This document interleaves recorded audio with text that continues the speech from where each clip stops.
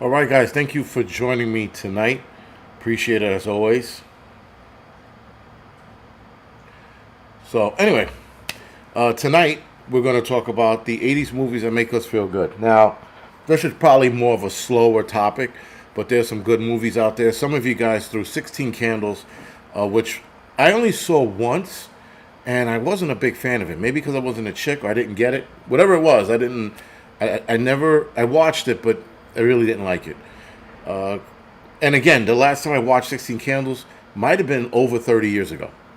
Anyway, Dobie, Krista, thank you for the 5x5. Flown Grow, Sarita, thank you for the 5x5. Visit Joe, Loretta, All Seeing Cat, Jeep Girl, Merlin, thank you for the 5x5. Nora, Adam, Grit and Grace, Evolving Media, thank you for the 5x5. Appreciate it. Buckaroo Banzai was good. Like, even now, looking at it, it's still a smart movie. Like, the special effects is horrible, but the storyline is still good. So, a lot of the movies that I'm going to go over, I think it's only like 10 or 11 movies. And then there's like one or two honorable mentions that I'll put in here as well. But we're going to go over why these movies made us feel good. And specifically, at least why it was my favorite scene or favorite movie. So we're going to start from the top. And we're going to start with Field of Dreams, which was 1989. That starring Kevin Costner, Avi Madigan, Gabby Hoffman, Ray Liotta, who died May 26, 2022, at the age of 67 years old, Timothy Busfield, and James Earl Jones, who just died September 9th, 2024, at the age of 93. Now, Ray Liotta, I'm not sure what he died of. James Earl Jones died of some kind of cancer, if I'm not mistaken. But Ray Liotta died fairly early, 67. And there's a movie coming out, 1993. Whenever the riots were, they have a movie coming out based on a heist during the riot. And that's fucking cool. It's based on the riots, and Ray Liotta's in it, and so is Tyrese Gibson. He's in that movie as well. And when I saw the trailer, I was like, this motherfucker died like 3 years ago. It was 2 years ago, and still, I guess they stopped the movie production. Who knows? But nonetheless, it's an interesting movie that's coming out again about the rise of a heist during it. Sort of reminds me of Trespass with what's his name? Is it not William Hurt? Bill Paxton, Ice-T, Ice Cube, a couple other guys in it. It sort of reminds me of that. So anyway, Field of Dreams came out April 21st, 1989. Runtime is an hour and 47 minutes. Pretty much the movie was one of those feel-good movies, right? And the reason why, guys, we had a lot of feel-good movies back in the 80s, because people did real movies back then. They didn't mix the message up. They didn't tell us bullshit. They didn't switch characters around. They didn't race bait. They didn't do any of that crap. They just told the story, and that's why a lot of these 80s movies were great. I mean, even 90s movies, they were really good movies. But now the shit we see is mix of everything, and movies didn't placate to everyone. They weren't trying to make everyone feel good. They just told the story, and then you walked out of the theater or you shut your TV off after watching the movie going, that was a good ending, right? With the exception of a movie like Mac and Me, which was a truly shitty movie. I mean, like, I thought it was a good movie when I was a kid. I must have been half a retard, because I look at a lot of the scenes of Mac and Me now, and I'm like, what the fuck was I watching? It was almost bad as Breaking. That one scene in Breaking when they were like, you lost your edge. Oh, I don't want to go over that part again. But anyway, so Field of Dream was a huge success. And that movie, they didn't think was going to do that well when they released it. And when it came out, it was an absolute hit. I mean, the entire message of this Kevin Costner's character wanting to play ball with his father, or rather missing his father, and at the end plays catch with him, everybody in the theater at that scene was like, holy shit. And it took a lot of people a while to figure out who the baseball player was. At least it took me a while to figure it out. And when you found out who it was, you were like, holy shit. And that was a good scene. Ray Liotta character was great. It was just a good movie, man. And being that Ray Liotta's character actually connected Kevin Costner's character to his father was really good. One of the better movies that put baseball or made baseball such a more interesting game. And there's a lot of movies that when you watch it, you sort of want to be interested in that sport, like Any Given Sunday with Al Pacino, Jamie Foxx, LL Cool J, I think Lawrence Taylor, right, and Cameron Diaz. That movie made you want to watch football after that. Though it was also behind the scenes of football, it made you want to watch football. And that was a movie, when I played football for the FDNY, Al Pacino's speech in the locker room was the speech that got you going to go play football. And then watching the movie in general and just how it was really good. Now somebody passed the popcorn. You know what? I should do popcorn for these every night. Not all the time, but every now and again. So, from a lot of the copy and pasting I did, these are why people state it was a feel-good movie. So, adored by both critics and audience alike, Field of Dreams was a huge success at the box office. Also went on to earn 3 Academy Award nominations, including Best Picture, enchanting the audience with a heartfelt message and wholesome humor, and establishing itself as an instant sport classic. Ray Liotta's character, Noble Ray's quest, to connect his deceased father Ray is the character, deceased father, is a tug on the heartstrings of viewers, again, especially at the end, with that whole catch scene. I think every kid, boy that is, maybe even girls, but more so boys, wants to play catch with their father. And I don't know what that's about. I mean, I obviously I was lucky to. A lot of kids weren't. But there's something in a connection there with playing catch with your dad or doing something in the realms of sports with your father. I think a lot of kids want that and or miss it if they never had it. Anyway, the flick served as a movie tribute, not only baseball, but also the relationship with the father and son, which that is a good father and son movie as well. Next movie we're going to move on to is Plane, Trains, and Automobile. It took me a while to watch this movie. So this movie came back out in 1987, November 26, 1987. It was a Christmas movie. A lot of holiday movies that people don't look at it as such. I'm not sure why, though it took place during the holidays, or rather Christmas. Runtime is 1 hour and 33 minutes. Now, I didn't see this movie till possibly, I'm going to say, almost 20 years after it came out. Like, I knew of it. I seen bits and pieces of the movie. I didn't really sit down and watch it till I was probably in my 20s. And when I sat down and watched it, I got a great kick out of it, and it's one of my favorite holiday movie or Christmas movies now. So anyway, the cast of the movie is Steve Martin, John Candy, Leah Robbins, Michael McKean, Kevin Bacon, and Dylan Baker, directed by John Hughes. So, by the way, Field of Dreams was directed by, let me pull that up, was directed by Phil Alden Robinson. And I haven't seen his name attached to anything else, or I've never realized it. Anyway, John Candy died March 4th, 1994 at the age of 43 of a heart attack. He was the only cast member at this point right now who passed away from it. The last scene, I would say the last 5 minutes of Plane, Trains, and Automobile, I think it brought the entire movie together.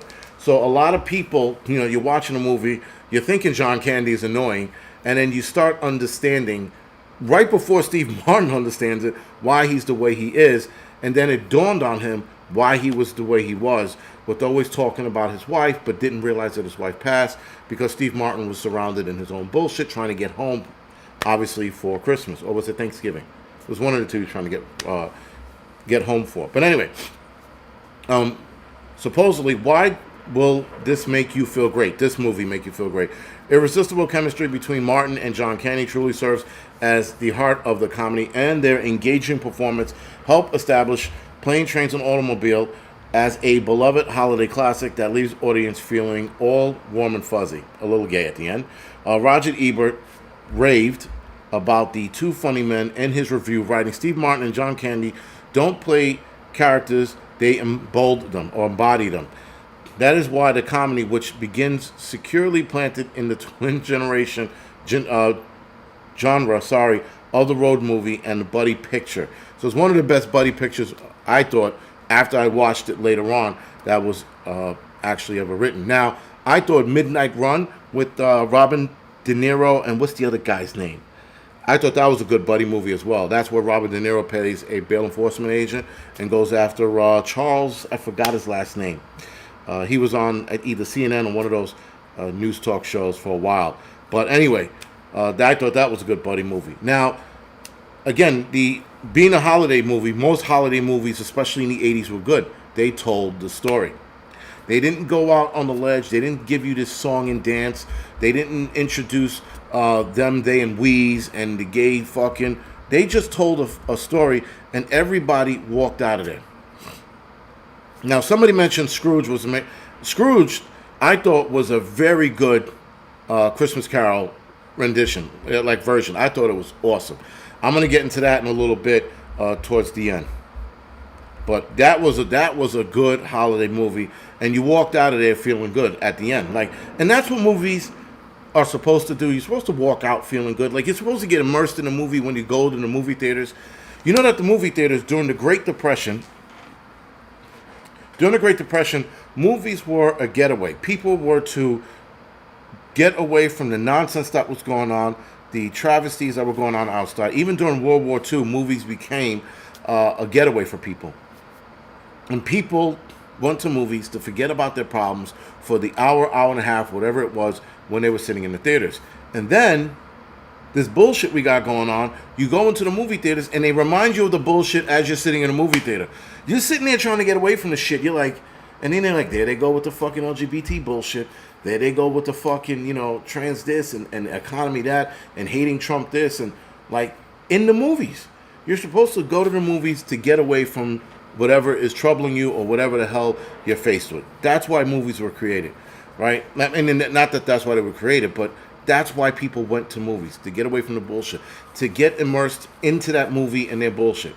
Like the movie that had a lot of people, not an 80s film, but a movie that had a lot of people with withdrawals, believe it or not, and I think this is a little bit of a psychosis on the people's behalf, was Avatar. Avatar had a lot of people who, when the movie was over, they were sad. When the movie was over, they fell into a deep depression because they wanted to be in that world so bad because it was a beautiful world. All right, whatever, you psych patient, go the fuck back home and cry about it in your pillow. No need to go to Reddit and write about how you feel about it. Nonetheless, I read those comments and I'm like, enough. Anyway, moving right along, guys. Now, this one I mentioned before, Breakfast Club is going to be mentioned 1,000 times during these live streams and as long as this channel's up and running. But The Breakfast Club, released February 15th, 1985, a winter movie. I think the runtime was an hour and 45 minutes, if I'm not mistaken. I didn't get to write it down. But let's just... excuse me. It was an hour and 37 minutes. It was close. So anyway, Breakfast Club also starring Emilio Estevez, Molly Ringwald, Ali Sheedy, Paul Gleason, who was the assistant principal. He died May 27, 2002, I think, at the age of 67 of mesothelioma. I guess that's a lung disorder. Michael Anthony Hall, John Capellos, and Judd Nelson. Now, I think John Capellos was the janitor, right? He had 3 lines in the movie. And then Judd Nelson, which he... in my opinion, his character was awesome back then. When I look at it now, I'm like, I guess that was every tough guy in the 80s. I mean, again, this is 85. I was only 7 years old when this movie came out, but it was still a good movie. Now, it was directed by John Hughes. Again, the movie had you, when I was done watching, and I didn't watch this movie till probably the 90s. So I didn't watch it when it came out. I knew of it. My sister talked about it all the time. It hit home to a lot of people who were in high school because that movie embodied high school in the 80s. Now, again, I wasn't in high school, but I'm going off of what I saw, what I heard, what kids in the 80s who were in high school at the time, they said these things. I was in grade school, so it didn't strike home to me until I was in high school, and then I watched it, and I'm like, all of these kids, they're all in the high school. Even to this day, there are variations of these kids. Except for, though, in this day and age, the jock, the tough kid, the shy girl, the rich girl, and the nerd, they're still there. And now we have the LGBT community that also breaks up into their little groups. So that group got bigger fast. But nonetheless, guys, the Breakfast Club, getting to understand one another is why it struck with everybody. And in a fantasy world, that would be nice for everyone to become friends, everyone to understand one another and why they are the way they are. That is a nice fantasy ending. But that never happened in the real life.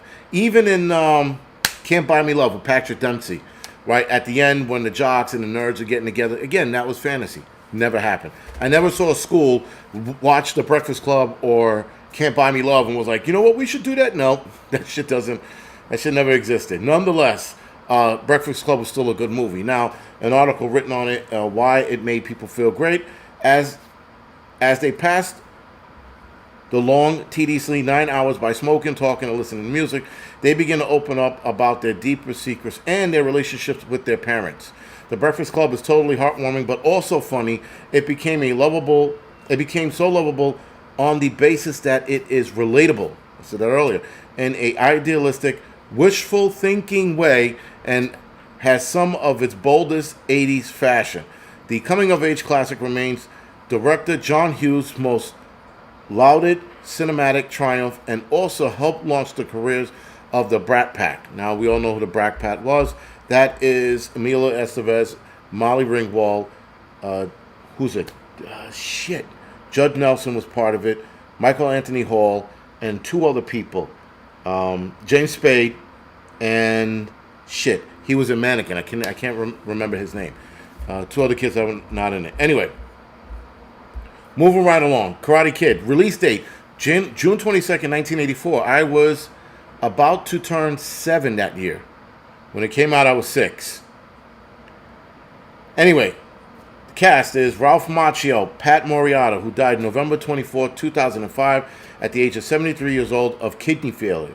Elizabeth Shue, Martin Kove, Randy Heller, William Zabak, who played, the blonde, Robert Garrison, one of the Cobra Kai members. I think that was the Johnny, if I'm not mistaken. The little one with the rat-like face that was like, put him in a body bag, that kid. He died September 27, 2019, at the age of 59 of kidney and liver failure. And Chad McQueen, another Cobra Kai member, who was a producer of this movie, by the way. Chad McQueen is related to Stephen McQueen, if I'm not mistaken. That is his son. He died September 11, 2024, at the age of 63 of organ failure. And I didn't know he was a producer on the movie, but he played one of the bad guys, if you will. Now, a lot of you guys know the Karate Kid theory that Ralph Macchio's character, Daniel, was the bully, and not William Zabka. Sorry.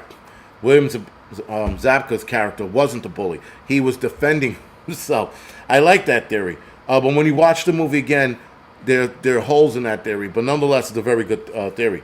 So anyway, why did this movie make people feel great? Well, it's funny, uplifting, martial art. It wasn't like those serious martial art films. American Ninja, 1, 2, and 3. What was the other one? They had some sick there was a lot of 90s martial art flicks. But American Ninja was like the set-off to those bad B-movie martial art flicks. And they were all serious. There was Ninja Warrior. There was the one where the chick was possessed by the ninja. I think that was Ninja Warrior, where she became like a female ninja. It was really bad. Those movies were horrible. Nonetheless, I watched them 1,000 times. So, uplifting helped turn Macchio into a Hollywood superstar and also revitalize the career of Pat Morita, whose career was dwindling. He was in a lot of shit in the late 70s, early 80s, and this put him back on the map. Pat Morita's past was pretty wrecked. He was a fucking cowboy, this guy. I mean, like straight up and down cowboy. Anyway, A sleeper hit among when it was released, The Karate Kid's massive success helped launch an enduring and celebrated franchise that led into 3 sequels, a remake, and a Netflix series, Cobra Kai. Machio is set to reprise his respective role once again and star alongside Jackie Chan in the upcoming 6th film. They're doing another Karate Kid with Ralph Macchio. I like the one with Jaden Smith. I thought that was really good. That was a good remake of Karate Kid. A lot of remakes, guys, don't ever make it, but that Karate Kid with Jaden was really good. All right, moving right along, we're going to look at Big, 1988, released June 3rd, 1988, excuse me. Runtime is an hour and 44 minutes, starring Tom Hanks, Elizabeth Perkins, Robert Loggia. Am I saying that right? Robert Loggia, that was the old man. He died in 2015 at the age of 85 from Alzheimer's disease. And John Hurd, who was Tom Hanks' rival in the movie, he died July 21st, 2017 at the age of 71 of a heart attack. You also had Jared Rushton, David Moscow, John Lovitz, and Mercedes Ruehl. Directed by Penny Marshall. Anyway, why was that movie such a hit? For a lot of kids, it was the toy industry. When I saw this movie, I was 10 years old.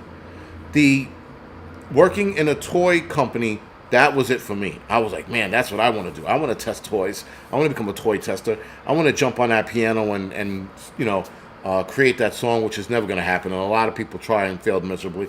Matter of fact, when you went to FAO Schwartz right after the movie, they had a smaller version of that piano, but not the piano that was in the movie. And then Zoltron the machine, everybody ran around looking for this fucking machine after the movie.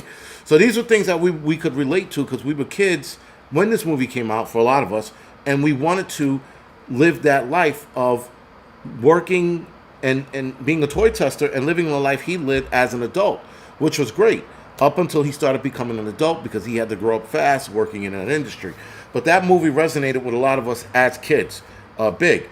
And after the movie, I didn't want to be an adult anymore. I was out on wanting to be an adult. I was like, fuck this, man. Let me live my life as a kid because it comes to an end really fast when you grow up, as we all know. Anyway, why it makes you feel good? The piano scene is pure joy and stands out amongst the other scenes in the movie about celebrating childhood. Tom Hanks is unsurprisingly a riot in the offbeat flick, and his charisma is on full display, with the beloved actor completely embracing a wacky side and fully committed to bringing his inner 12-year-old out. Now, I believe that there were a couple scenes when adults act like kids in these movies. They go too childlike. They don't act like a 12-year-old. They act like a retard in a lot of cases, like Freaky Friday and the one with James, what's his name? Kirk Cameron and Dudley Moore, where they switched places, and Dudley Moore was acting like a complete retard. He wasn't acting like a teenage kid. He was acting like he was fucking 5 years old. So even though that movie was good, he went too fucking young and acting like a teenager. He went to a 5-year-old, which was fucking insanity. But nonetheless, guys, this was, I thought, in my own opinion, a very good movie. Now, while I have you guys on here, what was your 80s movie that made you feel good? Now, some of you are throwing ones out there. Daryl Calhoun put Tron, The Thing. That made you feel good. I don't know, man, because that ending in The Thing was like, yo, who is it? Like, I wish they would do a sequel to The Thing and tell us who The Thing was. And the only way they can tell us with this movie is having one of those characters frozen in ice, and that's who The Thing was. That would be fucking cool. If they did a sequel to it. They could do a sequel to it and be smart about it. Very smart about it. But yeah. A lot of sequels, guys. And it's funny. In the 80s and 90s, Hollywood took a chance. The thing was, that would be fucking cool. If they did a sequel to it, they could do a Yeah, I'm out of sync again. Sorry about that. I'm not sure why. Oh, I know why. I know exactly why. Excuse me. A lot of sequels, guys. And I have too many screens open. All right, that's what it is. So let's see if Yeah, maybe that's what it was. Think again. Sorry about that. I'm not sure why. Oh, Hopefully it'll catch up now. I know exactly why. Excuse me. All right, it caught up. Because I was delayed on here too. I had too many things open on the internet. The Last Starfighter, Daryl Calhoun, man, you name a lot of good movies. The Last Starfighter is a classic. The Time Bandits, that's a good one. They just canceled the TV show, by the way. Oh, the Goonies. All right, caught up. Yeah, caught up. All right. So anyway, the Goonies. There was rumors going around that they were doing a part 2. They are not doing a part 2. Prep Revelator said 16 Candles in a Breakfast Club. The Last Starfighter is a classic. The Time Bandits. Christmas Vacation is that's a good one too. That's a good Christmas movie. Mostly preferred comedies. Yeah, caught up. All right. So anyway. Too many people watching.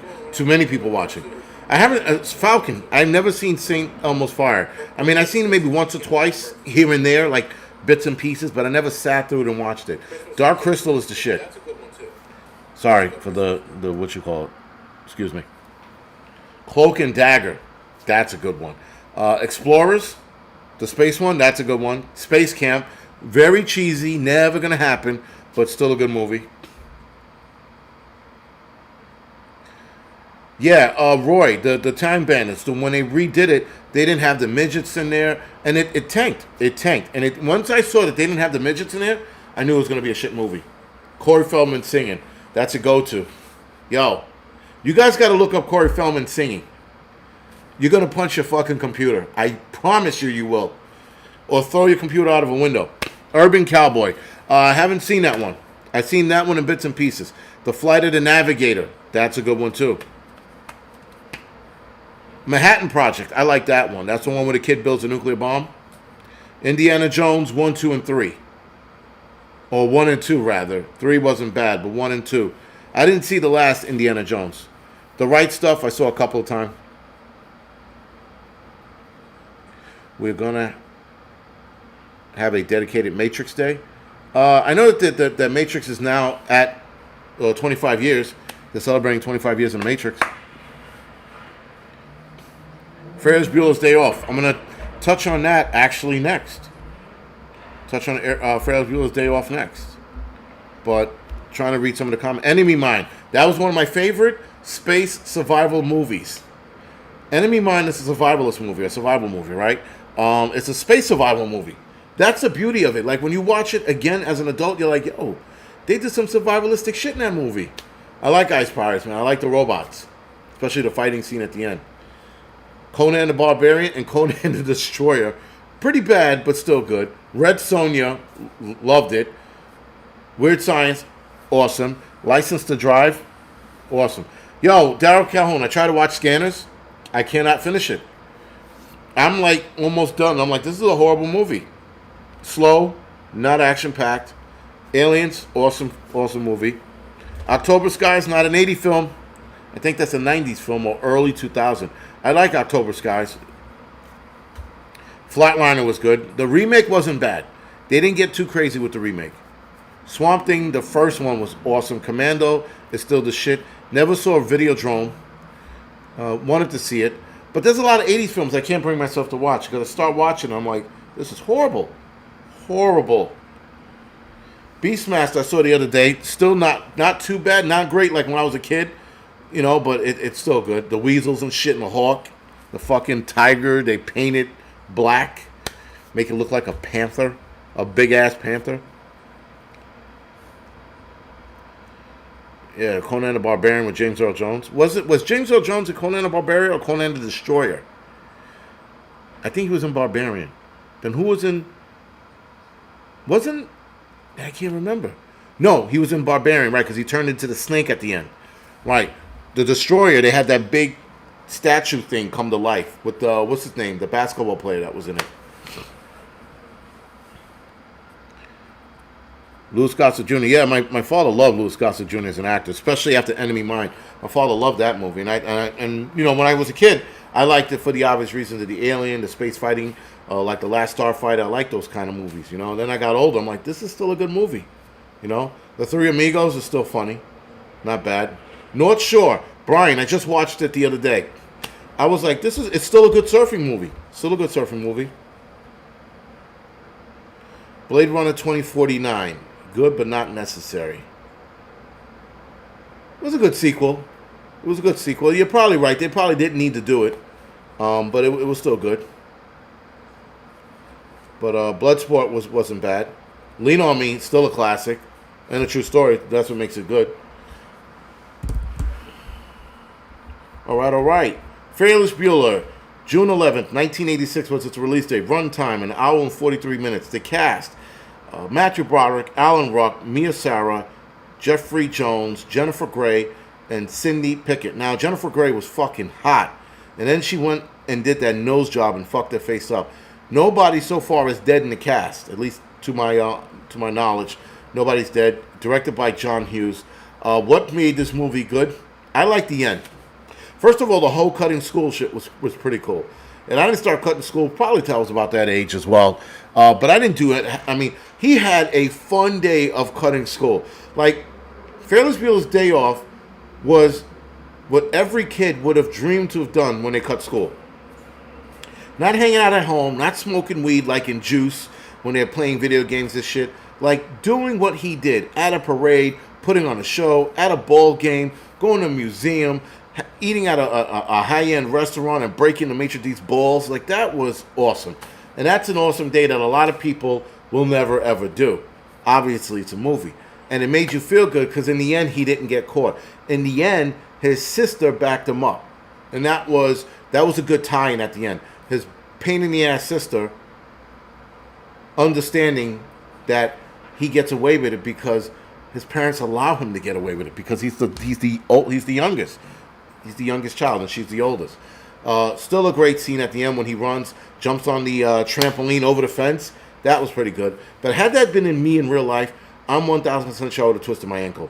I'd have fucked myself up going over that fence. I don't even think I would have cleared the fence. I think I would have hit the fence, mangled myself, and had to crawl into bed. Because that scene at the end, man, yeah, trying to do that, no dice, man. I would have fucking died. That would have been one of those scenes, one of those stunts I would have died doing. Taps was a good movie that a lot of people don't talk about. That's with Tom Cruise and a couple other actors that I can't remember. I think Matthew Modine's in that one too. And what's his name? Who was in Turk 182. That was a good movie. A lot of people don't talk about that. That was a good military-esque movie. But Taps was good. The Ferrari scene was the best part in Ferris Bueller, by the way. The trampoline scene, the Ferrari scene where those two guys steal it and they jump that shit. And then Cameron kicking the Ferrari out of the display or garage, if you will, the glass garage. That was a good scene as well, right? Listen, Ferris Bueller had a lot of good scenes in the movie. It was just a good movie. It was fun. That was the other thing. They had fun with a lot of the 80s films and 90s. Even early 2000s, they had fun with it. Now these movies take the shit too seriously.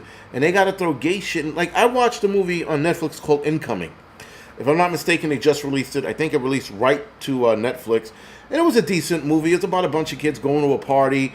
And it was sort of like Can Hardly Wait. It was sort of like that. And there was a lot of gay bullshit in it. And there was actually one scene where two dudes are banging. I'm like, they didn't have any chicks and guys banging, but they had to put that shit in there. And that's the kind of shit people don't want to see. Because the majority of people don't want to see it and can't relate to it. And in these 80s films, we can relate to all of that. Now, I have heard of gay people talking how they couldn't relate to a lot of these movies because it wasn't them. Such as fucking like fucko, you're a 1%. But a lot of us, we just looked at this movie and we related to all of it. All of it. Every last one of these movies I'm naming, we related to in some way, shape, or form. In Incoming, I can't relate to that because I never went to a school party like that. I've actually never been to a school party where the neighborhood or the rich kid in the neighborhood invited We didn't have that growing up in the city.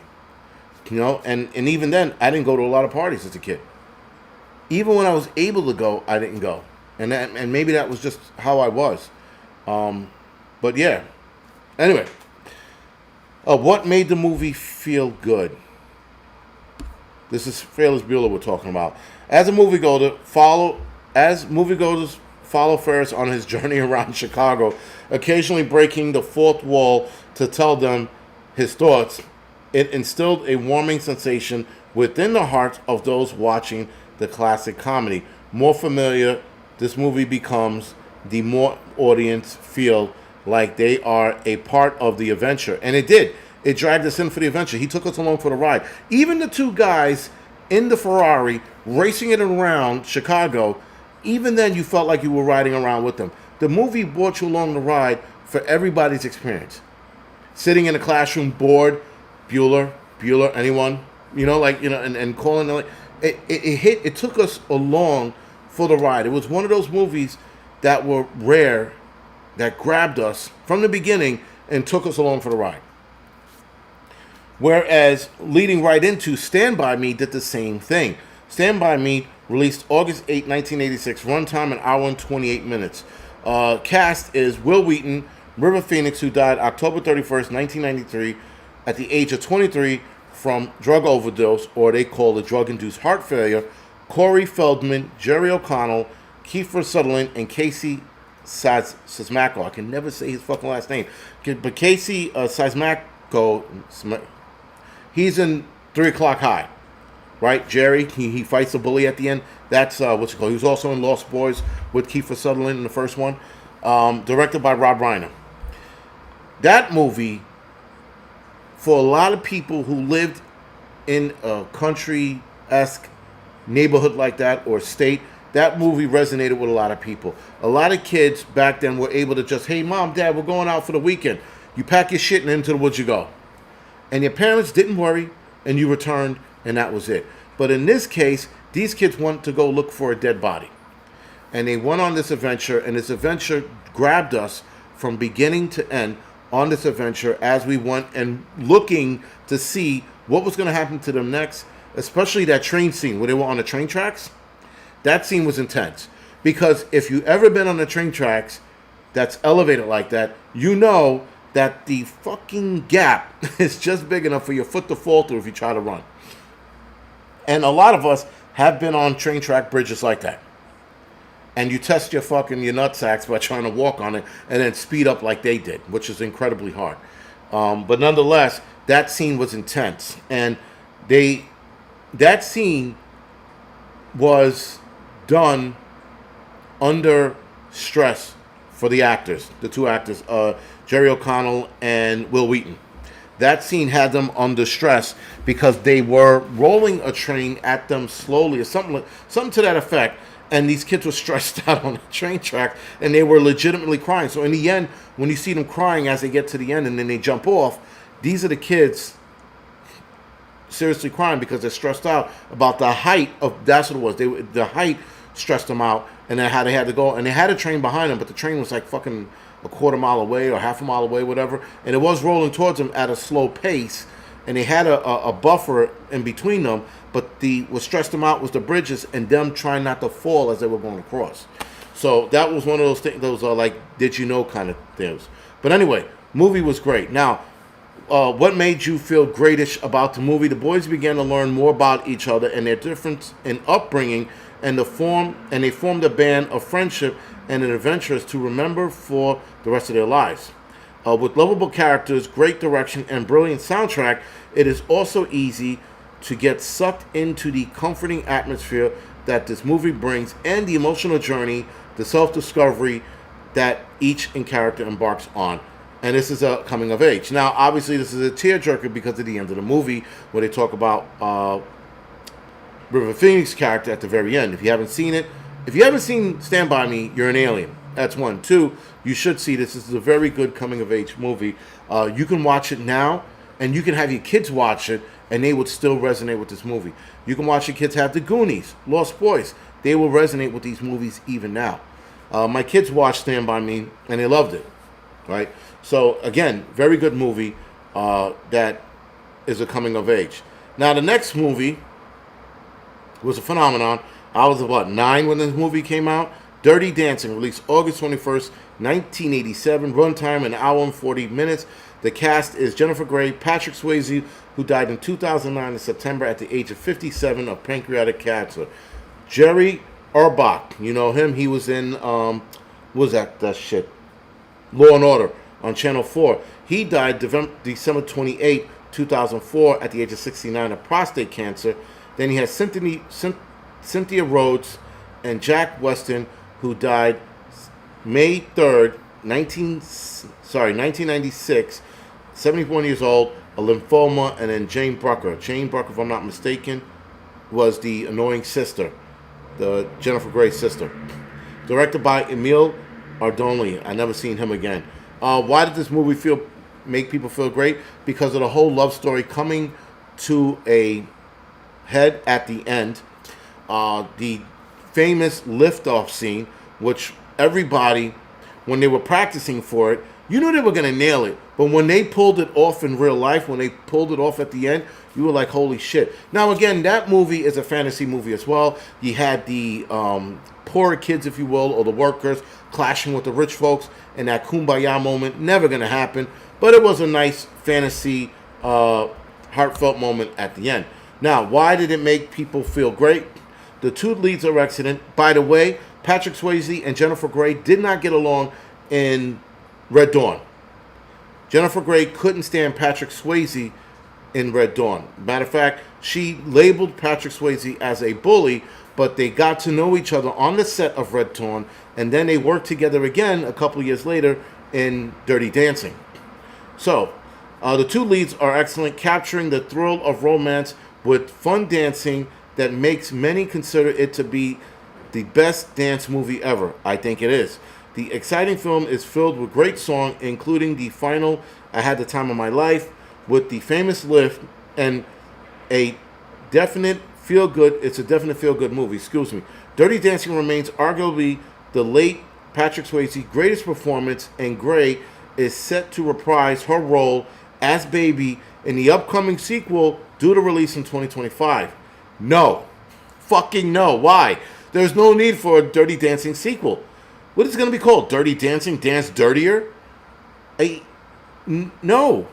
We should be getting a sequel of Back to the Future, not Dirty Dancing. I mean, Dirty Dancing was a good movie. Not enough for a sequel. And Jennifer Grey looks really different from when she was in Dirty Dancing and Matter of fact, her career, her acting career, was damaged by her nose job. Believe it or not. She got her nose job and she was unrecognizable, and she truly is. When you look at Jennifer Grey now and you look at her then, you're like, who the fuck is this chick? And that's what happened when she went to auditions. She went to auditions with this new nose, and they were like, bitch, what? Who are you? Jennifer Grey. No, you're not. And they go, yes, I am. And she would, and you look at her, you could see her, the eyes. But yeah. No need for a sequel. Like, not at all. But whatever. Moving right along. Back to the Future. We should be getting a sequel to that. I have a great sequel for Back to the Future. You involve the kids. You still put Michael J. Fox and his shaking shit. You can still put him in there. And saying that that's what time travel did to him. Time travel caused him to have a neurological breakdown, and it's why he's always fucking shaking. That would be a great segue. I'm pretty sure he'd be all right with it. He doesn't want to take medications. He doesn't want to hide it anymore. That's how you put it in there. You know? You put it that the time traveling did that to him. Well, why did Doc Brown not have the same symptoms? Doc Brown was immune to it for whatever reason, you know, and Doc could fucking talk about it. But anyway, Back to the Future, released July 3rd, 1985. Runtime, an hour and 56 minutes. The cast is Michael J. Fox, Christopher Lloyd, Leah Thompson, Crispin Glover, Thomas F. Wilson, Claudia Willis, and Wendy Jo Spurberg, sorry. That's Michael J. Fox's sister, the big girl, who was a cutie pie, by the way. Died November 29, 2005, at the age of 47 of breast cancer. Directed by Robert Zemeckis. Great movie. The feel-good movie of it was Michael J. Fox not dying at the end. That was the feel-good part of it. Him fighting the bully. By the way, if I'm not mistaken, the bully is Thomas F. Wilson. He runs around with a business card, right? And people are like, aren't you such and such from Back to the Future? He goes, yes, here. And he gives them the card, and on the card were a bunch of facts that I got to pull up again. But it's like all of the questions related to Back to the Future. And he answers all of them in the card because he doesn't want to sit there and answer them. He gives people a business card. And I got to get what it says on the back of it. I should have got that beforehand, but I completely forgot it. Anyway, why does it make it a feel-great movie? In the past, Marty unintentionally prevents his parents from falling in love when he realizes that he won't exist in the future. He is in a race against time to undo the damage and gets back to the future. This all-time 80s classic is a fun, exciting, and wild adventure with amazing comedy and audience to get to explore the dangers and wonders of time travel. Although moviegoers shouldn't attempt to turn their car into a DeLorean or time travel machine. Now, the one thing about time traveling in this movie is there were 1,000 holes in it. And a lot of scientists or physicists, stated why this could never happen. The DeLorean could never go at 88. The DeLorean would have to go far beyond 88 miles an hour to time travel. You would have to break the sound barrier to travel in time, which 88 miles an hour doesn't do. The flux capacitor completely made up, and the traveling in time and remembering both timelines would scramble Michael J. Fox character's brain, which is how you could probably lead into him the shaking shit, But nonetheless, Back to the Future is still a fun movie. Even when you watch it now and Michael J. Fox is coming down the street and Doc is hanging off the clock trying to connect it. Even now when you watch it, he's like, connected, you fool. You fall into it. Yes, the final countdown to Millennium. I forgot to talk about Millennium, but those are futuristic movies I'm going to talk about. And even though Final Countdown is not technically a futuristic movie, it's still a scientific movie, if you will. But I love Millennium. I must have watched Millennium 1,000 times. Like 1,000,001 time. But, yeah. Very good movie. Stallone was hot. Stallone was hot. Right? Mia Sarah? When I was a kid, I was like, holy shit, she's fucking beautiful, right? She was in Legend. I'm like, hot. Legend. A good movie. Didn't do great in the theaters, but I thought it was a very good movie. Even to this day, I watched it. I'm like, still a good movie. But anyway, time travel, guys, is getting more attention. And time travel, I personally believe, will be one of those things that can never happen. If you rip a hole in the time continuum, you'll undoubtedly, as soon as you step into that portal, you're going to change something. And it's not a matter of stepping on a butterfly or creating a print where it wasn't. It's your entire existence being in another timeline that will destroy the timeline. It is why we will never, ever travel in time. That is one of those things that's lock and key. And if they do figure it out, oh well. Now, there was a scientist who developed a time-traveling computer. And what this computer was supposed to do was, he was supposed to build one now, and I think it was 1995 he built the computer, and he keeps the computer on. And he's waiting to get a message, or rather, he was waiting to get a message on that computer in 1995. And he shut it on, and guess what happened? Fucking nothing. Nothing. Idiot. Time-traveling computer. Anyway, Roy Batty said Taps is George C. Scott, Tom Cruise, Sean Penn, I forgot about him, and Timothy Hutton. That's who I was thinking of, Timothy Hutton. He was in Turk 182. That was a good movie, by the way. Fright Night is a classic horror movie. I'm going to do a horror movie night as well. And you guys need to get your list together because I can't think of all of them. But Fright Night was a very good... And that's when horror movies were horror movies, guys. That's when you were sitting there like, oh, shit. Now we sit there and we go, no, There's some good horror movies that came out in the 2000s that weren't bad, but none of them scared the shit out of you, Some of them, like, the shit moving in the side of your eye, or the person standing in the dark as the character turns around and go, why the fuck is that character standing there? That kind of shit got scary. But Fright Night, Howling, Fright Night 2, those are good fucking scary movies. The Exorcist, Omen, right? Those are good scary. American Werewolf in London, classic fucking werewolf movie. And then American Werewolf in Paris, fucking blowjob remake. Well, why would you do that? RoboCop, classic sci-fi movie, right?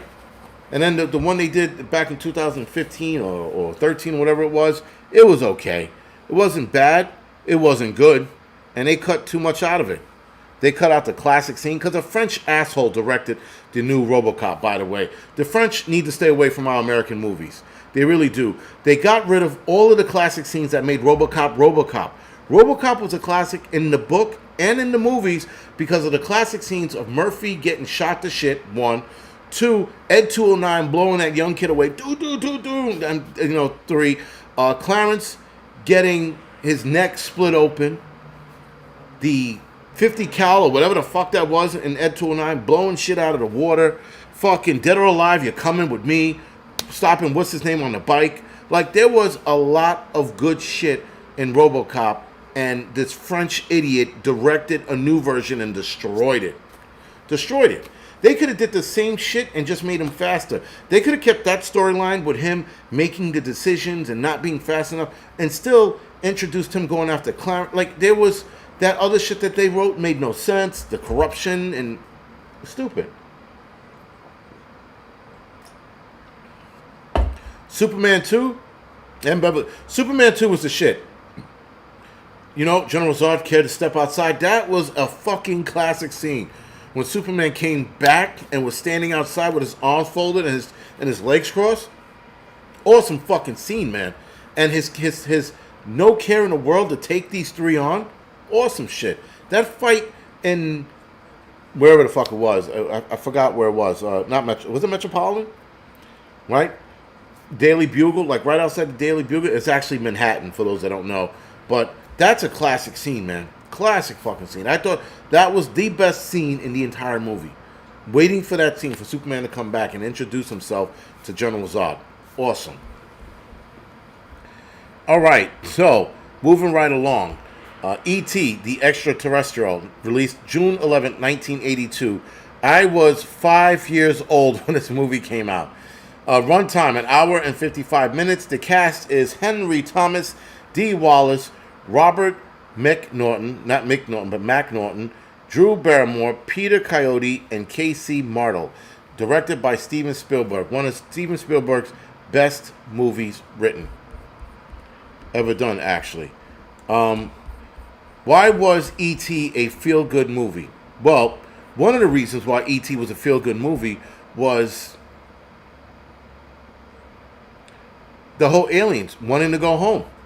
That was, in itself, guys, one of the best storylines ever written. An alien that gets stranded because his fucking crew leaves him behind like the douchebags they are, leaving E.T. who a lot of people didn't realize, at least I didn't realize this until I was an adult, E.T. was a kid. E.T. was a child. He wasn't an adult, he was a child. It's why him and Elliot had that relationship. I didn't understand that till years down the line. I thought just E.T. was retarded. But E.T. was a child. And that friendship they developed together made it a good movie. But what made it even better was when E.T. started dying and Elliot started getting sick, and they had that symbiotic relationship, and then Elliot got better and E.T. got better, and that whole scene of getting E.T. out of the laboratory, if you will, and going on that entire chase with the FBI and the cops, and then the bike takes off in the air. Holy shit, that was a good scene. Like at that moment when you're sitting there as a kid and the bike takes off, you're like, holy shit. And every kid in the audience felt that moment. I'm pretty sure even some of the adults did.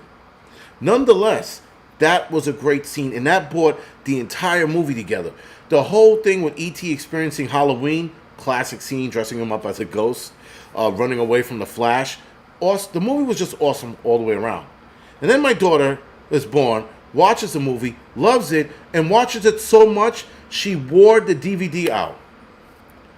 So now I'm impartial to E.T. now because she watched it so many times. She knows a fucking movie by heart. All right? But E.T. you can show your kids and they'll love the movie. Right? But again, that bicycle scene, the best scene ever. The best scene ever. I was like, holy shit. Did you tear up? At Flown No, not when the bike went off in the air. I was like, when the FBI agents blocked him off and the E.T. did his magical shit, I was like, holy shit. That was awesome. Awesome. That's one of the best fucking, best scenes in the movie is when they went over the FBI and the FBI were like, huh? You know, that was fucking good. And then they get to the scene and the shuttle takes off and they're like, oh shit, he got back on the ship. Sort of like Starman. Starman was a fucking great alien movie as well. Coming back as a deceased husband, going on that whole adventure, using his balls to like, not his balls, but the gray balls in his hand to get shit done, either blow up a car or heal somebody. That was fucking awesome. Awesome. Someone said I cried. That is an awesome movie. The last Starman is a good movie.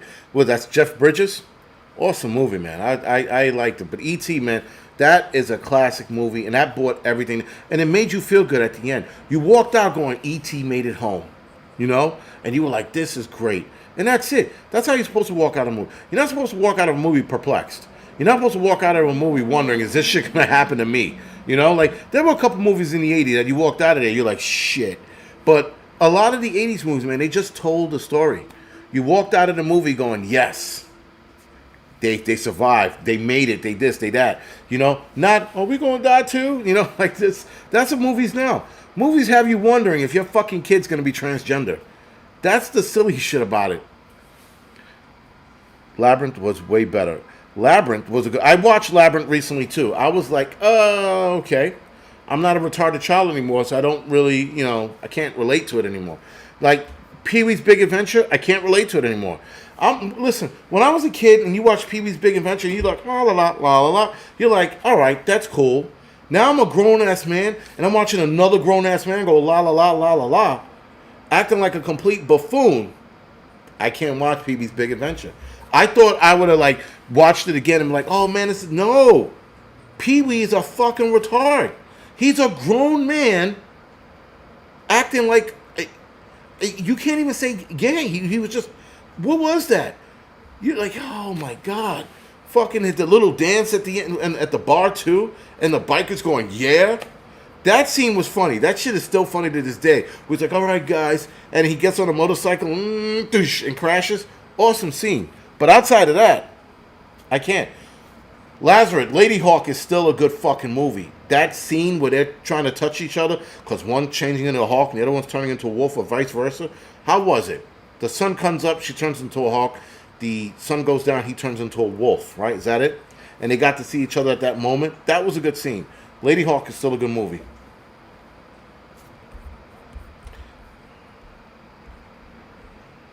You are an overgrown, angry kid. I am, because a lot of these movies are still good. And then again, there are other movies I just can't relate to. Like, I can't relate to Pee-wee's Big Playhouse. I watched it, and I was scratching my head the entire time. I'm like, was I that stupid? Was I?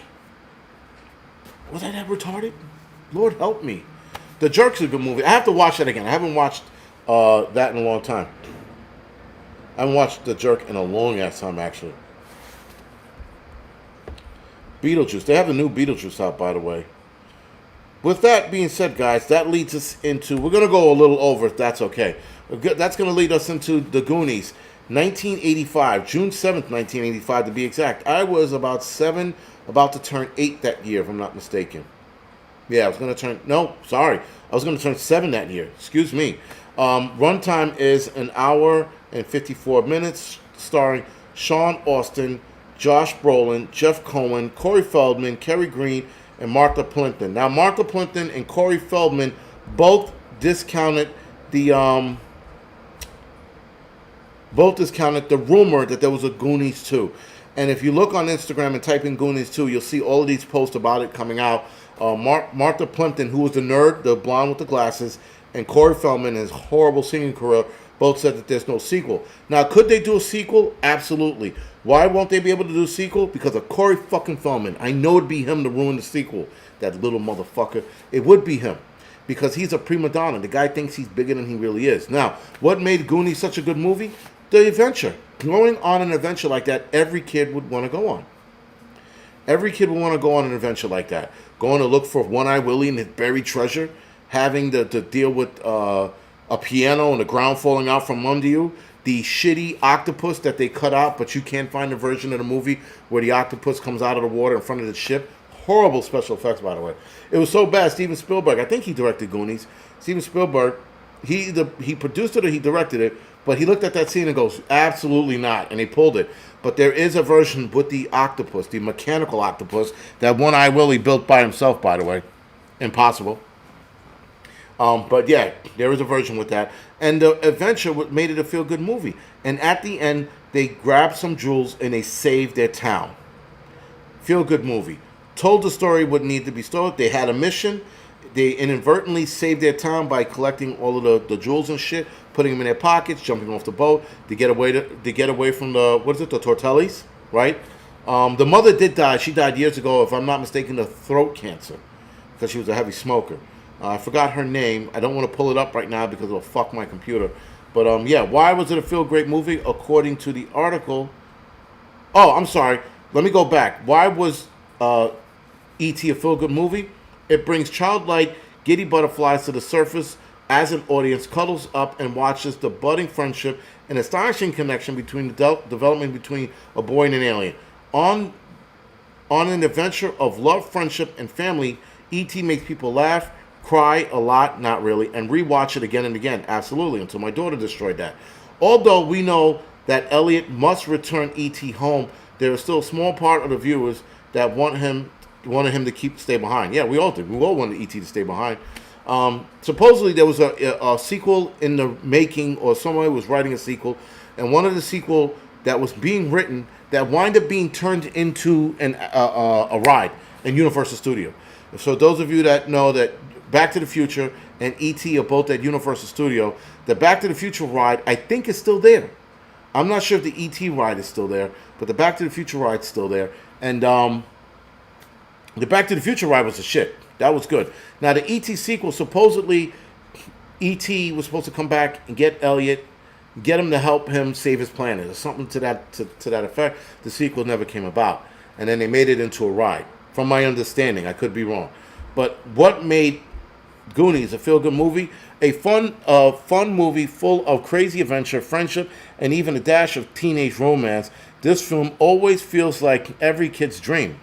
Again, even for the parents, The Goonies is one of the best feel-good films and one of the great sense of freedom and joy to it, with laughter and lovable and relatable characters that bring the adventures to life. Now, Corey Feldman's character, I liked. I like Corey Feldman's character, and Mikey's character was good as well. But Corey Feldman, his character, and Chunk, his character was good too. By the way, that played by Jeff Cohen.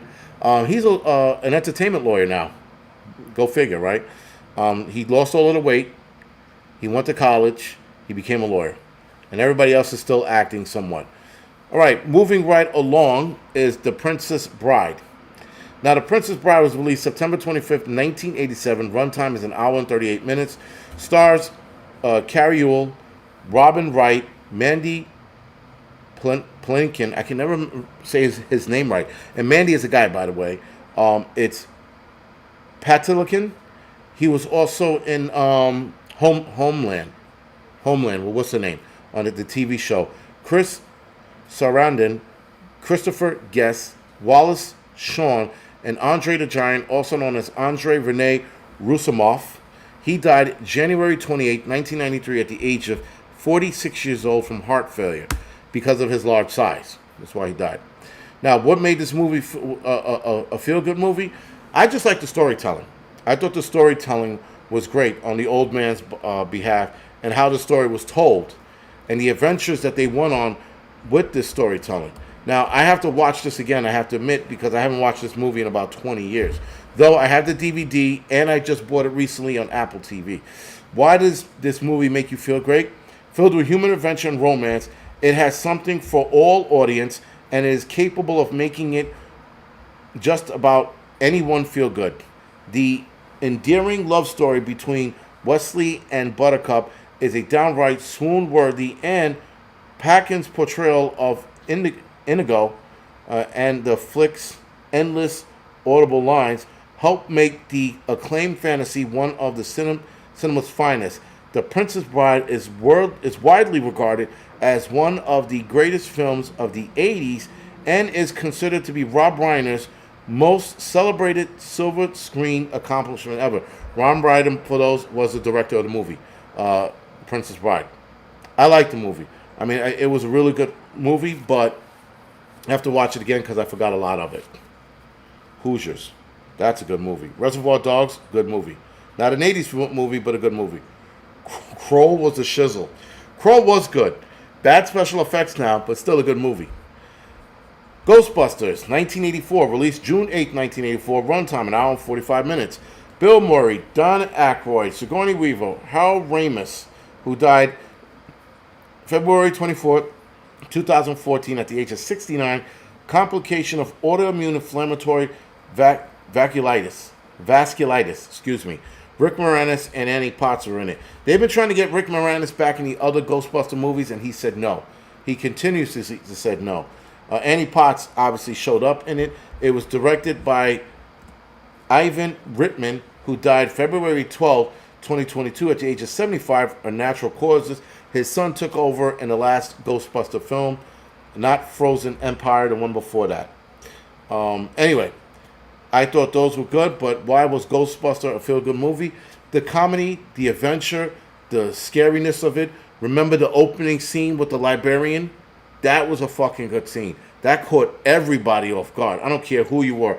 The entire audience shifted when that fucking librarian did what she did at the end.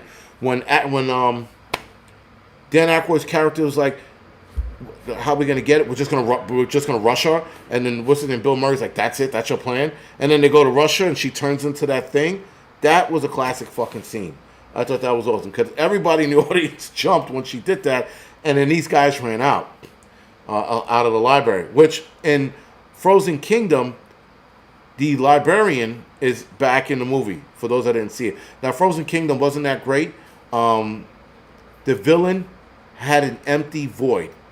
It was weird how they did that. The villain had no story, but showed up, and then there it was, and then there it wasn't. Anyway, what makes this movie feel great? With a brilliant cast, great comedy, and one of the most iconic soundtracks, it's a movie that the audience always goes back to on a rainy day, low moments, and whenever it's on TV, sorry. The winning chemistry between lead stars Bill Murray, Dan Aykroyd, Hal Ramis, Rick Moranis, and Ernie Hudson, who I did forget to mention in the cast, helped make the 80s flick. Now, Ernie Hudson's character was supposed to go to, what's his name's character? Eddie Murphy. Eddie Murphy was supposed to play Ernie Hudson's character. But because of Beverly Hills Cop, he wasn't able to do both, and Ernie Hudson was hired. Now, Ernie Hudson's character, though, when they brought him on the set, nobody knew who Ernie Hudson was. Even as Ernie Hudson was dressed in Ghostbusters uniform, people were still breaking his balls on the set of the movie. They didn't know who he was. And I didn't know, a lot of people didn't know who Ernie Hudson was up until this movie. And he was in a lot of, especially black films, but no one knew who he was. And here he was on the set, and even Dan Aykroyd and Bill Murray didn't know that he was in the movie. And when he showed up on the set, they didn't know that that's who he was. So he had a hard time, and this is coming from Ernie Hudson. He had a hard time. He didn't make bones about it, by the way, but he did state he had a hard time at during the filming of the movie. And as it went on, Ivan Reitman, if I'm not mistaken, had to let people know repeatedly that Ernie Hudson was in the movie. Now, why does this movie make you feel good? Well, with the brilliant cast, I read that already. Sorry. Now, what I didn't read was the last part. Its overwhelming success led to 3 additional films, 2 animated TV series, comic books, and a video game, and with Ghostbusters, the Frozen Empire being released in 2024. Now, honorable mentions, The Lost Boys. That's a feel-good movie. Why? Because at the end, Michael wins. He goes up against an army of vampires, which I did not see them doing that at the end of the movie. I did not see them flying. I did not see them flying through the air and fighting. I thought they were going to show up at the door, and then they were going to get into their individual fights.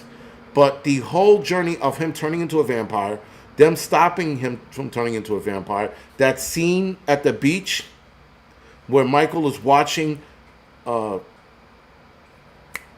Sutherland and them rip everybody apart, that was a good movie.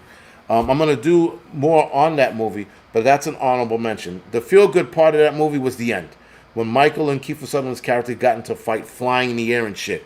And then the lead vampire turning around with that fucking vampire face going, should never invite a vampire into the house. Holy shit. That fucking scene, that whole last part of the movie was fucking awesome. Just awesome.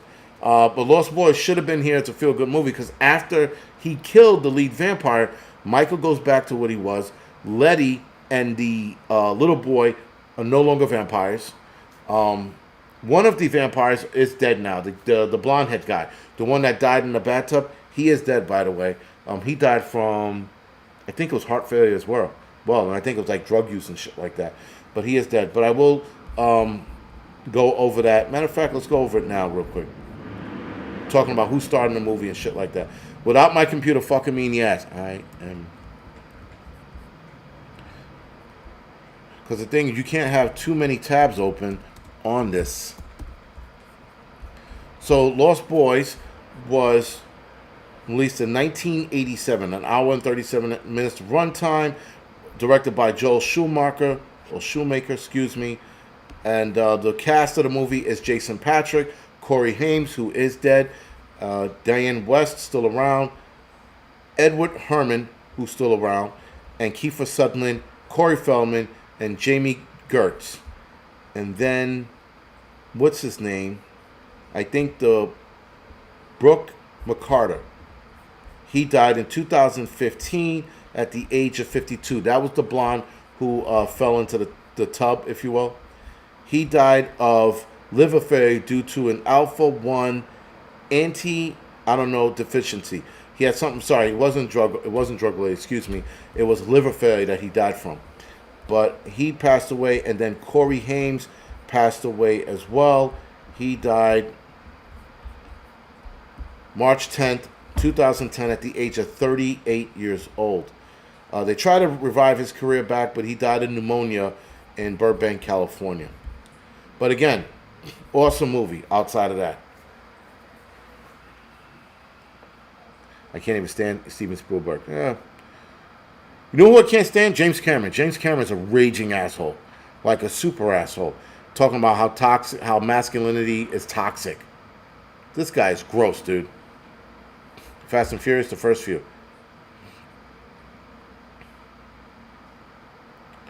So it takes about a week to complete one.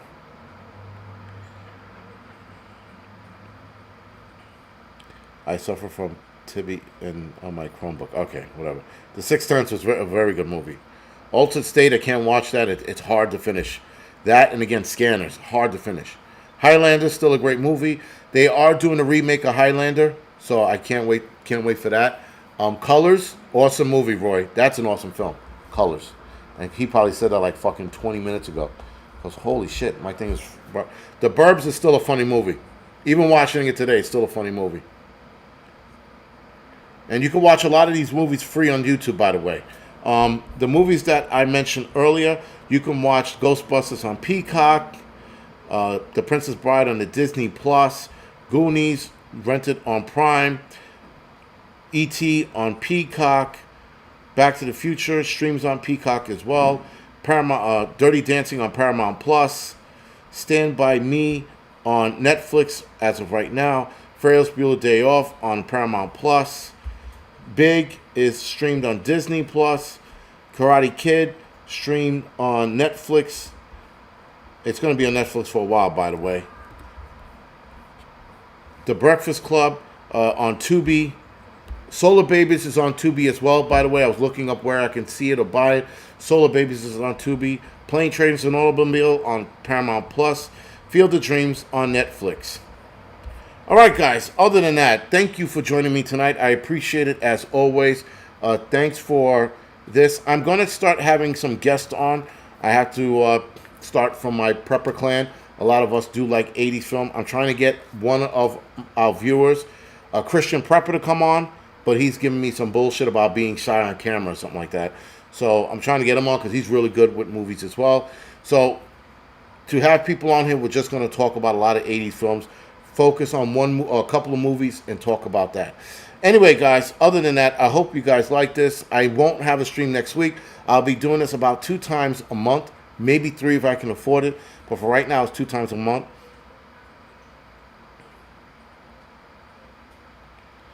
Joy said, I don't care about BS movies. I must follow Jesus now. So why are you on here, Joy? That is my question to you. Anyway, other than that, guys, good night. Thank you. And see you guys tomorrow night for the doubleheader on the Angry Truth and the Angry Prepper.